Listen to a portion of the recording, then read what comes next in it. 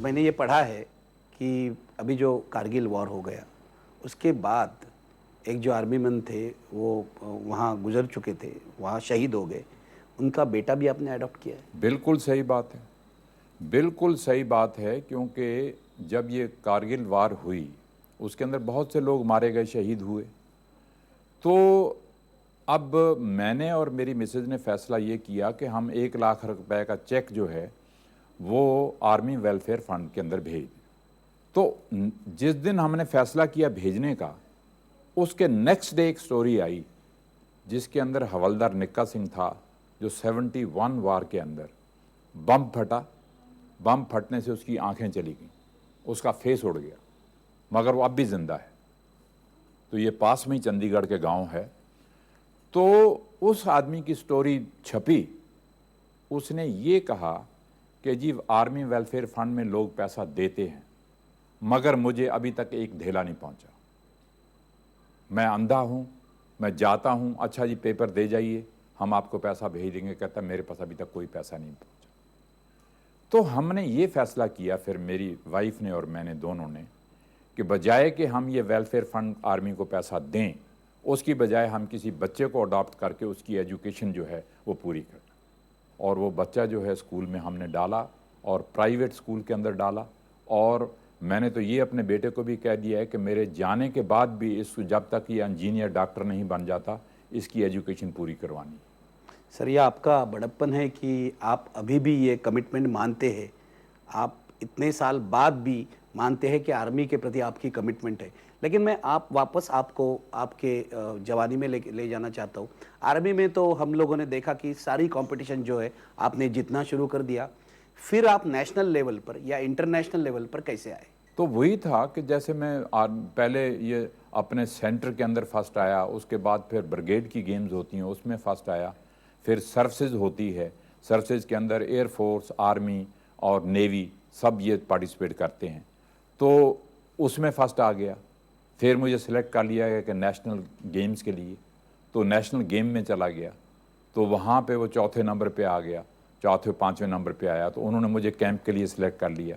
तो उसके बाद जो मैं ट्रेनिंग तो हार्ड करता ही चला गया, मैं इतना ट्रेनिंग करता था कि लोग ये कहते थे कि ये मर जाएगा, हम इतनी ट्रेनिंग नहीं कर पाते। तो वो कोच जो था मुझे कहता था आप चैंपियन बनोगे, ये पीछे रह जाएंगे। लेकिन सर, आप इतना ट्रेनिंग कैसे करते थे? ट्रेनिंग में इसलिए करता था क्योंकि मुझे जब मैं मेलबोर्न के लिए सिलेक्ट हो गया, तो वहाँ पे जाके जो आदमी 400 मीटर के अंदर फर्स्ट आया, मैं तो पहले राउंड में बाहर हो गया। तो उसके बाद मैंने कसम खाई धरती माता की, जब यहाँ इंडिया पहुँचा, मैंने कहा जब तक मैं वर्ल्ड का रिकॉर्ड नहीं तोड़ लूँगा मैं आराम से नहीं बैठूँगा। तो आप देखिए, एक बकेट में पसीने की रोज़ अपनी बॉडी में से निकालता था। मई जून के महीने के अंदर कितनी गर्मी होती है, और फिर कितनी बार मुझे ब्लड वॉमिट हुआ, यूरिन के ज़रिए मेरे ब्लड गया, मगर इरादा मजबूत था कि नहीं, चाहे मैं मर जाऊं। लेकिन सर, आपको तकलीफ नहीं हुई? आप ब्लड वॉमिट करते हैं। हुई तकलीफ हुई। मेरे साथ के जो आदमी थे वो कहते ये मर जाएगा, हमने नहीं मरना है। तो मेरा इरादा मजबूत था, विल पावर थी मेरे में, मैं ये करके छोड़ूंगा चाहे कुछ भी हो जाए। तो ये लेसन जो है हर फील्ड के अंदर ये जाता है मिल्खा सिंह का, चाहे कोई बिजनेसमैन है, चाहे कोई स्पोर्ट्समैन है, चाहे कोई डॉक्टर है, चाहे कोई इंजीनियर है, सबको ये लेसन सीखना चाहिए कि हार्ड वर्क के बगैर आप अपना नाम पैदा नहीं कर सकते। आपको मौत से लड़ना होता है, तब जाके आप दुनिया में नाम पैदा करते हैं। सर, मेलबर्न ओलंपिक में आपको कामयाबी नहीं मिली, ये फिल्म में भी दिखाया है, लेकिन वहाँ जो चैंपियंस आपको मिले उनके साथ आपकी बातचीत हुई होगी, उन्होंने आपको क्या सिखाया? विलेज जो होता है, जो ओलंपिक विलेज होता है, यहाँ इंडिया की टीम रह रही है, वहाँ सामने पाकिस्तान की है, साथ में अमेरिकन हैं, वहाँ पे इंग्लैंड की है, ऑस्ट्रेलिया की है, सारे एक विलेज के अंदर होते हैं। तो वो दो मिनट की दूरी पे होते हैं। तो अब ये था, जो लड़का फर्स्ट आया, मुझे इंग्लिश बोलना नहीं आती थी, तो मैंने कहा मैंने उससे बात कैसे करूँगा। जो मेरे साथ लड़का था वो मैट्रिक उसने की हुई थी, मगर वो भी बेचारा गांव का रहने वाला था, उसको भी टूटी फूटी इंग्लिश येस और नो करना जानता था, उसको कुछ इंग्लिश उसको भी नहीं आती थी। तो जब उसके पास हम गए, तो अब उसने गोल्ड मेडल जीता हुआ था, तो प्रेस वाले उसके पास बैठे थे, तो वो बाहर निकला, वो कहता है yes what can I do for you. आपको पूछा? मुझसे उससे पूछा। तो मेरे साथ जो लड़का था उसने कहा मिल्खा सिंह। अब उसको क्या मालूम मिल्खा सिंह कौन है, क्या है, कहाँ से आया है ऐसा। कहना I am sorry, I won't be able to talk to you today, can you come tomorrow. तो हमने कहा ठीक है। तो इतनी बात वो समझ गया मेरा लड़का, वो जो मेरे साथ था लड़का, जो मेरे रूममेट था। तो उसने कहा ये कल बुलाता है, हम कल आएंगे। तो हम चले गए वापस, फिर कल फिर पहुंच गए उसके कमरे के सामने। तो फिर उसने मेरे जो साथ था लड़का, उसने इंग्लिश में टूटी फूटी इंग्लिश बोल के उसने कहा मिल्खा सिंह 400 मीटर 400 मीटर। तो उसने कहा येस येस, वो करता गया, वो बेचारा येस येस करता गया। यू आर कोचिंग शेड्यूल, जो भाई आप क्या करते हो, शेड्यूल आपका क्या है। तो फिर उसने पहले तो मेरे से पूछा कि आपका 100 मीटर का टाइम क्या है, 200 मीटर का टाइम क्या है, 400 मीटर का टाइम क्या है, कैसे ट्रेनिंग करते हो। पहले वो सारी स्टोरी उसने मेरी सुनी। उसके बाद उसने अपना सारा प्रोग्राम जो था वो लिख के दिया मुझे, कि मैं मंडे को क्या करता हूँ, कितने स्टार्ट लेता हूँ, ट्यूसडे को कितनी क्रॉस कंट्री करता हूँ, थर्सडे को वेडनेसडे को कितनी में रेपिटेशन रनिंग करता हूँ, कितनी हिल रनिंग करता हूँ, कितनी सैंड रनिंग करता हूँ। ये सारी चीज़ें उसने मुझे लिख के दी। उसका मैं प्रोग्राम सारा लिख के जब इंडिया में पहुँचा तो मैंने कसम खाई कि मैं अब ये छोड़ूंगा नहीं। तो मिल्खा सिंह तो 24 घंटे तैयार रहता था। अगर आज इन्विटेशन आ गया है रशिया से दौड़ना है तो मिल्खा सिंह तैयार है। आज अमेरिका से इन्विटेशन आ गया है, मिल्खा सिंह तैयार है, दौड़ना है, तैयार है। आजकल के बच्चे जो है कहते हैं जी ऑफ सीज़न है, 2 महीने ट्रेनिंग करने के बाद कह देते हैं जी ऑफ सीज़न है। मैं 12 महीने ट्रेनिंग करता था। सर तो ये भी रिकॉर्ड आपके नाम पर है कि आपने जो 80 रेसेस दौड़ी है उसमें से 77 जीती है। बिल्कुल सही बात है। आज तक दुनिया का कोई आदमी नहीं कह सकता कि इतनी रेसेस दौड़ने के बाद इतनी जीता हो। तो ये तो इंडिया की बैड लक थी रोम ओलंपिक के अंदर जो रेस हुई, नहीं तो सारी दुनिया को ये यकीन था रिकॉर्ड बन जाता है एक इंसान। सब तो मान रहे थे आप ही जीतने वो वाले कहते हैं अगर जीतेगा 400 मीटर रोम ओलंपिक के अंदर तो मिल्खा सिंह इंडिया का ही जीतेगा और कोई नहीं जीत सकता। वो बैड लक थी, मेरी रेस में गलती हो गई थोड़ी सी, तो वो सितारा हिंदुस्तान का और मेरा डूब गया। सर आपको अभी भी इसका अफसोस है? अभी अफसोस क्या है, मरते दम तक ये बात नहीं भूल सकती, जब तक दुनिया नहीं छोड़ूंगा ये बात नहीं भूल सकती। लेकिन क्या हुआ सर वहां? कुछ सब नहीं, रेस में गलती हो गई। वो स्पीड, जिस स्पीड में मैं जा रहा था, मैंने सोचा कि मैं इतना तेज दौड़ रहा हूँ, हो सकता है 400 मीटर में ख़त्म ना पा रहा हूँ। तो वो मैंने ब्रेक लगाई, स्पीड जो थी वो तोड़ी। तो एक बार स्पीड आप तोड़ दो, जो टेक्निकल लोग हैं वो समझ सकते हैं कि दोबारा उसको पिकअप करने में टाइम लगता है। जो लड़के पीछे से आ रहे थे उसी स्पीड में वो निकल गए। तो वो अगर इतना मैं नहीं देखता, अगर सीधा रहता तो मेडल आ जाता। आने वाली यूथ को मेरा ये मैसेज है कि हार्ड वर्क के आगे, मेहनत के आगे कोई चीज़ खड़ी नहीं हो सकती। आगे बढ़िए। जो मेरे हाथ से गोल्ड मेडल गिर गया रोम ओलंपिक के अंदर, आप उसको लीजिए ताकि मैं इस दुनिया को छोड़ने से पहले देख के जाऊं कि वाकई इंडियन ये काम कर सकते हैं और मेडल ले सकते हैं, और वो हुसैन बोल्ट जो है, मिल्खा सिंह, वो बन सकते हैं। उन मौलवी ने नीचे उतर के आके अब्दुल खालिक से कहा, खुदा हाफिज, आपको खुदा दुश्मनों से फतेह दे। तो जब मैंने ये लफ्ज़ सुने, मैंने कहा ये तो बहुत अच्छी बात नहीं मुझे लगी। तो मैंने कहा मौलवी जी 1 मिनट, ऊपर जा रहे थे वो, मैंने कहा मेरी बात सुनिए।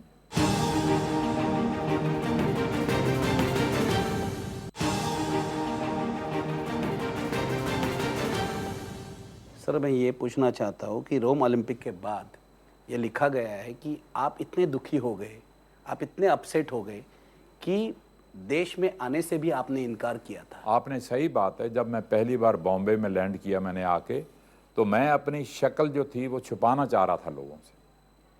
तो जब इंडिया में पहुंचा तो मैंने कहा कि अब मैं दौड़ना छोड़ दूंगा। तो मैंने ये अनाउंस कर दिया था, पेपरों में भी आ गया कि अब मिल्खा सिंह जो है नहीं दौड़ेगा। मगर लोगों ने मुझे चिट्ठियाँ लिखी और जहाँ मैं जाता था लोग कहते हैं आप मिल्खा सिंह अपने लिए नहीं हैं, आप इंडियन पहले हैं। जो हो गई है चीज़ उसको भूल जाइए, आपने अभी आगे चलना है। तो फिर मैं दौड़ता रहा। फिर एशियन गेम्स के अंदर दोबारा मैंने 2 गोल्ड मेडल जीते, जकार्ता के अंदर 62 के अंदर। पंडित जी का जो इतना प्यार था मेरे साथ कि वो मुझे बच्चों की तरह प्यार करते थे। जब मैं कॉमनवेल्थ गेम्स से जीत के आया था गोल्ड मेडल, तो विजय लक्ष्मी इनकी सिस्टर थी, विजय लक्ष्मी पंडित, तो इनकी सिस्टर थी, हाई कमिश्नर थी लंदन में। तो वो रेस देखने के लिए आई हुई थी कार्डिफ के अंदर। तो वो भी सीन एक अजब सीन था कि जब वो 1 लाख आदमी स्टेडियम के अंदर खड़ा था और मैंने गोल्ड मेडल जीता और तिरंगा झंडा ऊपर जा रहा था, नेशनल एंथम बज रहा था और मैं खुशी से रो रहा था कि मिल्खा सिंह आज सही मायने में आपने अपने देश का नाम ऊंचा किया है। क्वीन आई, उसने गले में मेडल डाला, आके चली गई। तो विजय लक्ष्मी भागी भागी आई, बॉब ढेर लेडी, साड़ी पहनी हुई उसने आई और आके मुझे हग किया उसने कि मिल्खा जी आपने कमाल कर दिया कि हमारे देश का नाम ऊंचा कर दिया आपने। तो पंडित जी का मैसेज आया, पंडित जी पूछ रहे हैं कि क्या चाहिए मिल्खा सिंह को। तो उस टाइम हमें इतनी शर्म आती थी मांगते हुए, आज तो आप मेडल लेके आ जाओ, करोड़ों रुपए इकट्ठे हो जाते हैं। तो हमारे ज़माने में तो मांगते हुए शर्म आती थी। तो मैंने कहा, मैंने वहाँ से मैसेज दिया कि एक दिन के लिए इंडिया में छुट्टी कर लो। मैंने ये मांगा। 64 ओलंपिक में टोक्यो में मैं गया, मगर वहाँ मैं 400 मीटर नहीं दौड़ा। उससे पहले मैं पाकिस्तान गया था, तो वो पाकिस्तान भी आप नहीं जाना चाहते? नहीं जाना चाहता था, बिकॉज वो चीज़ें दिमाग में थीं, दिल में थीं। तो पंडित जी ने मुझे बुलाया, तो अब पंडित जी की बात को मैं नहीं तो टाल आप गए, ये सारी बात भी फिल्म में आई है। फिल्म में आई। मैं आपसे ये पूछना चाहता हूँ, जब अयूब खान ने आपको ये उपाधि दी फ्लाइंग सिख ऑफ एशिया, तो आपको कैसे लगा? अरे वो तो ये सारा क्रेडिट पाकिस्तान को जाता है। जब मैं वाघा बॉर्डर पे पहुंचा तो बस के अंदर से मुझे उतारा गया।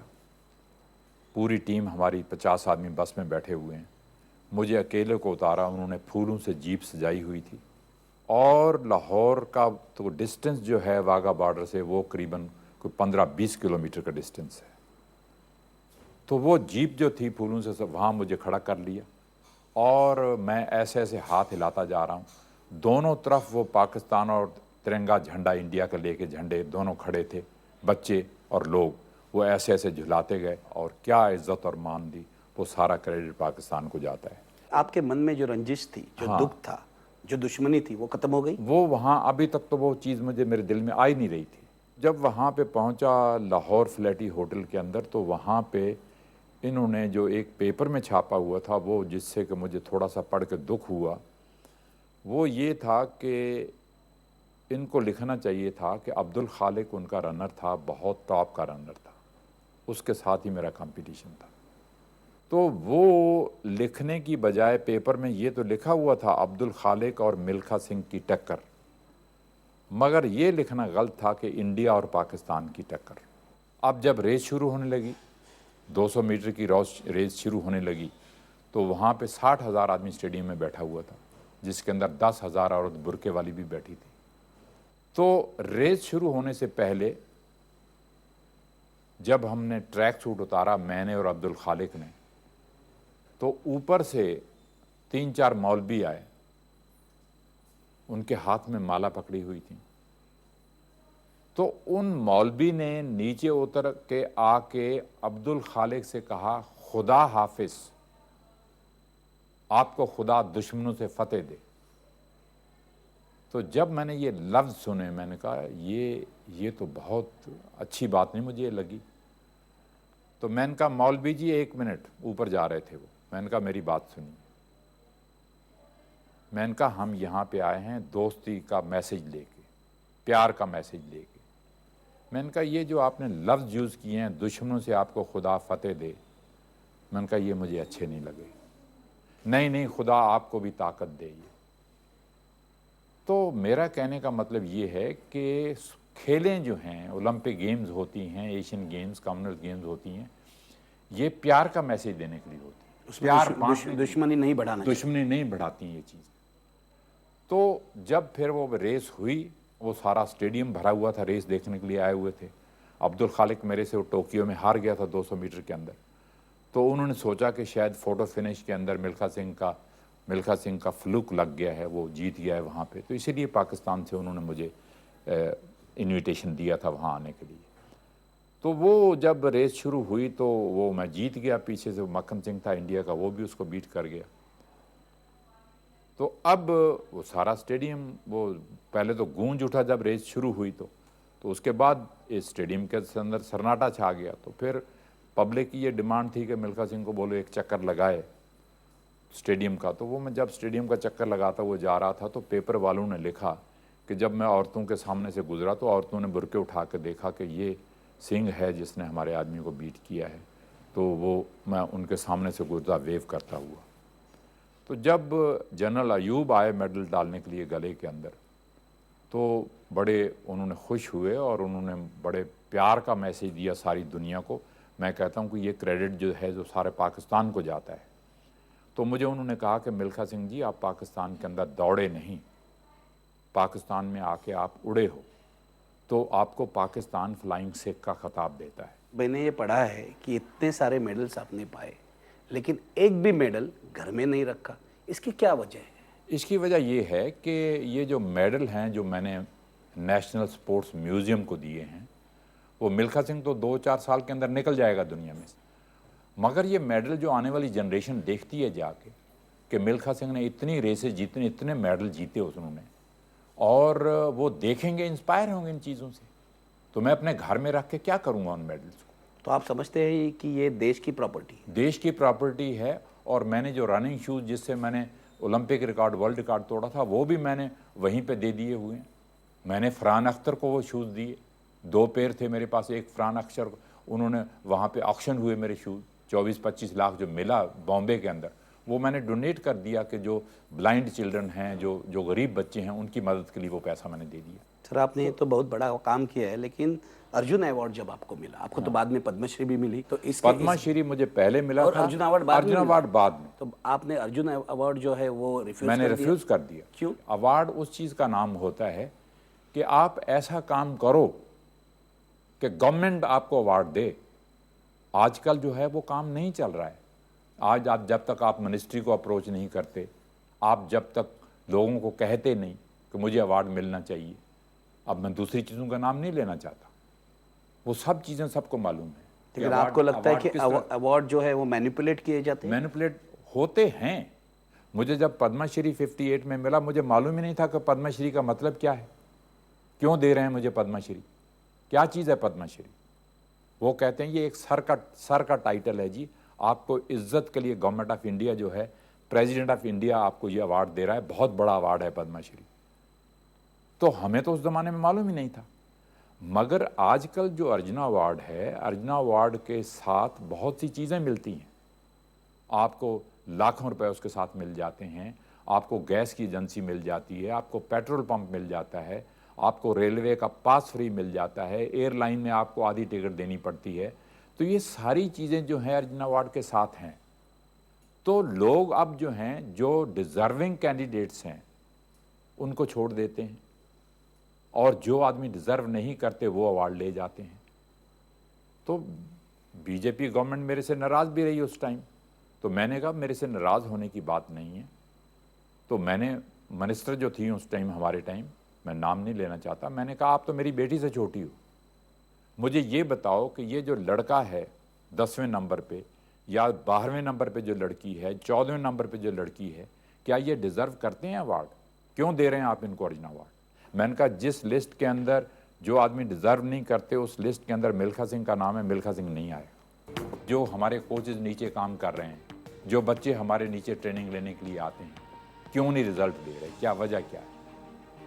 लेकिन तो गवर्नमेंट का काम है उनको पैसा देना। अब वॉलीबॉल का स्टैंडर्ड कहाँ है? कहीं भी नहीं है। बास्केटबॉल का स्टैंडर्ड कहीं भी नहीं है। जिम्नास्टिक में हम कहीं भी नहीं है। स्विमिंग में हम कहीं भी नहीं। कितनी गेम्स के मैं नाम लूँ, किसी जगह पे स्टैंड नहीं करते।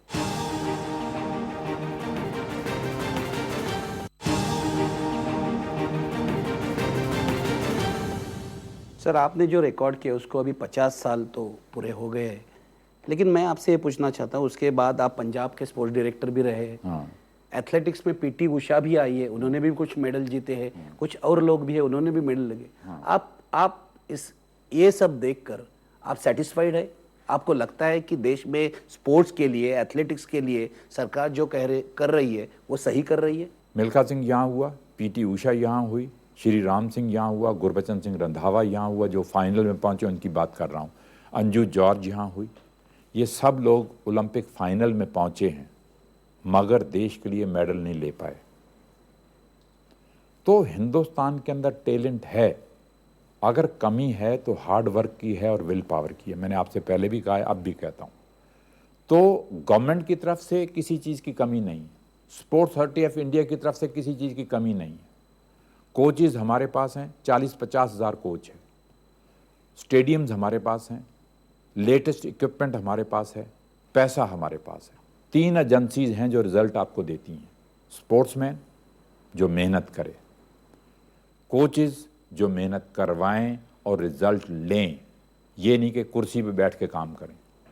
उनको जान मारनी पड़ती है कोचेज़ को कि साथ जाना है, खिलाड़ी जो काम कर रहा है साथ जाना है, देखना है कि जो आप कोचिंग शेड्यूल बना के लाए हो उसके मुताबिक वो काम कर रहे हैं कि नहीं कर रहे हैं।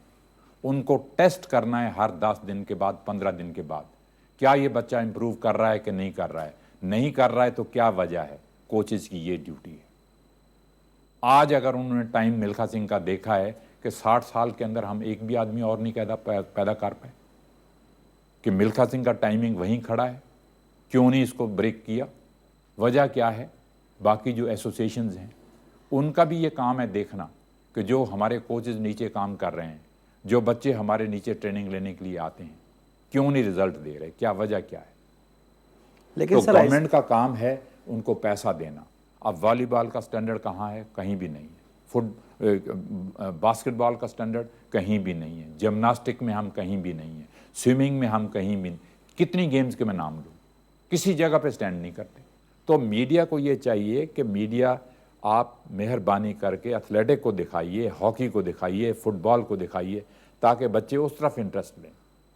आप 24 घंटे क्रिकेट के बगैर कोई चीज़ ही नज़र नहीं आती यहाँ पे। सर ये तो हम कोशिश ज़रूर करेंगे, लेकिन मैं आपके परिवार के बारे में भी पूछना चाहता हूँ। जीव मिल्खा सिंह जो आज बड़े गोल्फर हैं, आप क्या ऐसे नहीं चाहते थे कि वो भी आप जैसे एथलीट बने और दौड़े? मेरी बीवी ये कहती थी कि मैं इंडिया की वॉलीबॉल की कैप्टन रही हूँ, मैंने भी जान लगाई है, आपने भी जान लगाई है, खून पसीना एक किया है, आपको क्या मिला है ज़िंदगी में। हमारे ज़माने में पैसा था नहीं, तो हमने ये सोचा कि अगर हम अपने बेटे को इस तरफ डालेंगे तो ये अगर इसके पास कोई प्रोफेशनल डिग्री नहीं है, तो ये अगर गेम भी इसकी नहीं चली तो क्या करेगा ये। तो हमने दोनों ने ये सोचा था कि ये बच्चा नहीं कर पाएगा।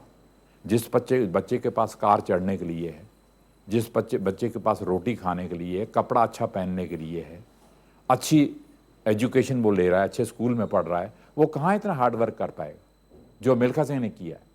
वो कर ही नहीं पाता ये चीज़।